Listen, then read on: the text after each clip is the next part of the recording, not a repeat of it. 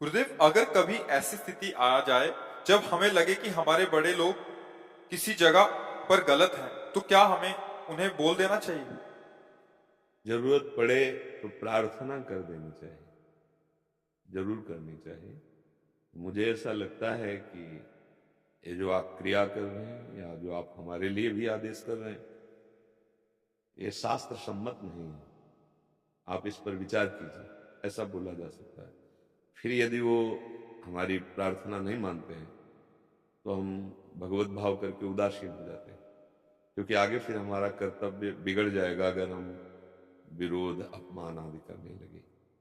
पर ऐसी कोई बात हो जिसमें विरोध से ही बचाव पक्ष दृढ़ होगा।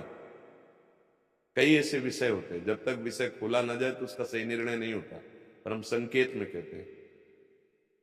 अगर ऐसा विषय है कि विरोध करने से धर्म की रक्षा हो जाएगी तो फिर वो विरोध कर ही देना चाहिए। अगर ऐसा लगता है कि इस क्रिया से हमारा पक्ष नहीं बिगड़ेगा तो हम धर्मयुक्त प्रार्थना उनसे कर देते हैं। लेकिन ऐसा लगता है कि नहीं, अब बिगड़ जाएगा, फिर विरोध कर देना चाहिए। जैसे पिता है, अब पिता के द्वारा बच्चे सुरक्षित रहना ये स्वाभाविक धर्म बनता है। अगर पिता अपने बच्चे या बच्ची उनको पोषण की जगह शोषण कर रहा है, अब वहां प्रार्थना नहीं करना चाहिए, वहां विरोध प्रकट करना चाहिए।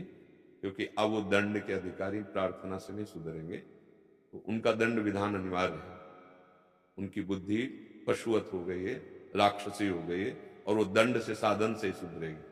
पर ऐसे कि जैसे पिता हमारे गलत आहार खाते हैं पीते हैं, तो हम प्रार्थना कर सकते हैं और हम स्वयं वो नहीं करेंगे, बस इसमें अगर वो ऐसा है तो फिर वो, पर हम उनका अपमान नहीं करेंगे, क्योंकि उनका गलत अभ्यास खान पान का रहा है, वो नहीं छोड़ना चाहते हैं। पर हमें सत्संग मिल गया, हमारी समझ में आ गई कि ये नहीं करना चाहिए, तो हम स्वयं नहीं करेंगे, एक बार प्रार्थना करेंगे, बस फिर निरपेक्ष हो जाएंगे।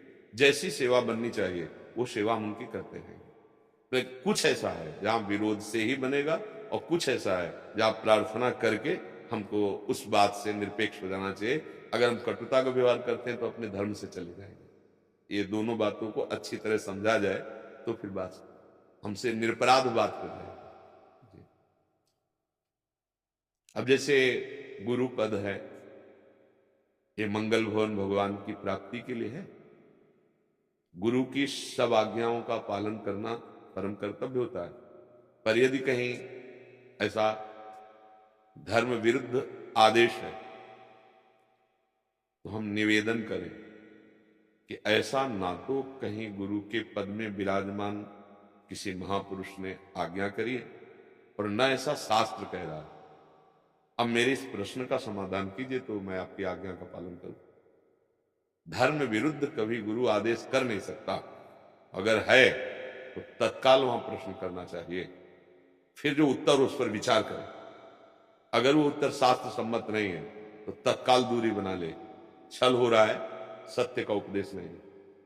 क्योंकि कभी भी सत मार्ग पर आरूढ़ असत का उपदेश कर ही नहीं सकता। भूले न दे कुमारग पाऊं, बस ऐसी सूक्ष्मता से दर्शन करना है। सत्संग हमारे अंदर विवेक जागृत करता है, तो सत्संग गुरु के वचन, संत के वचन, शास्त्र के वचन, इनका मिलान होना चाहिए। ठीक, फिर जो वचन वही मन और वही आचरण, इनका मिलान होना चाहिए।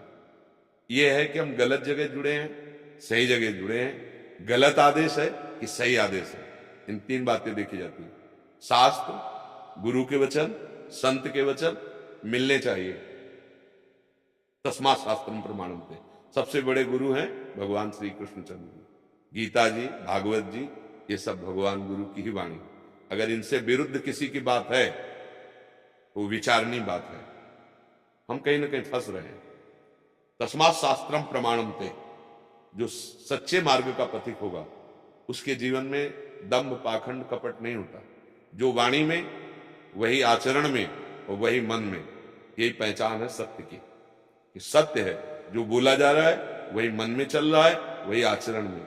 बोला कुछ जा रहा है, मन में कुछ चल रहा है, आचरण कुछ है, चाहे हमारा हो चाहे आपका हो चाहे किसी का हो, वो विश्वसनीय नहीं है, अभी सिस्टम सही नहीं है।